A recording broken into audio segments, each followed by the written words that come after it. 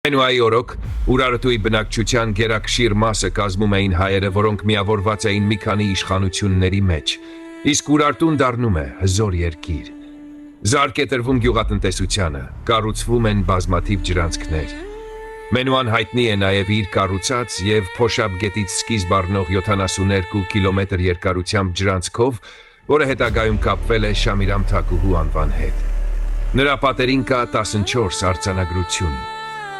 Իշպույնին և Մենուան Վանի մոտ Մհերի դռան վրա թողել են արձանագրություն, որտեղ արտացոլվել է ուրարտական դիցարանը։ Մեր թվարկությունից առաջ 786-ից մինչև 764 թվականներին իշխում է Մենուայի որդի Արկիշտի առաջինը, որի օրոք Ուրարտուն հասնում է իր հզորության գագաթնակետին։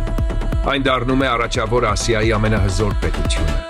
Արկիշտի առաջինի օրոք Ուրարտուի սահմանները հասնում էին Քուր գետը, իսկ Արարատյան դաշտը վերջնականապես նվաճվում է ուրարտացիների կողմից։ Մեր թվարկությունից առաջ 782 թվականին Արկիշտին Արինբերդի վրա կառուցում է Էրեբունի բերդաքաղաքը, իսկ 774 թվականին Արկիշտի Խինիլի քաղաք ամրոցը։ Էրեբունիում Արկիշտին թողել է քաղաքի կառուցման մասին արձանագրություն։ Արկիշտի առաջինին հաջորդում է նրա որդին, Սարտուրի երկրորդը։ Մեր թվարկությունից առաջ 764-ից մինչև 735 թվականներին։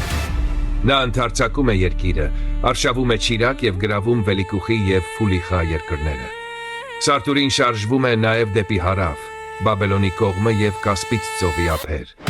Սարտուրին արշավում է հայաբնակ Արմե և Ուրմե երկրները, որտեղ ավերում է 11 ամրոց և 10,000 գերիգան։ Մեր թվարկությունից առաջ 743 և 735 թվականներին Ասորեստանի արքա Տիգլաթ-Պալասար III երկու անգամ արշավում է դեպի Ուրարսու, ջախջախում է Սարտուրի երկրորդին և կողոպտում երկիրը։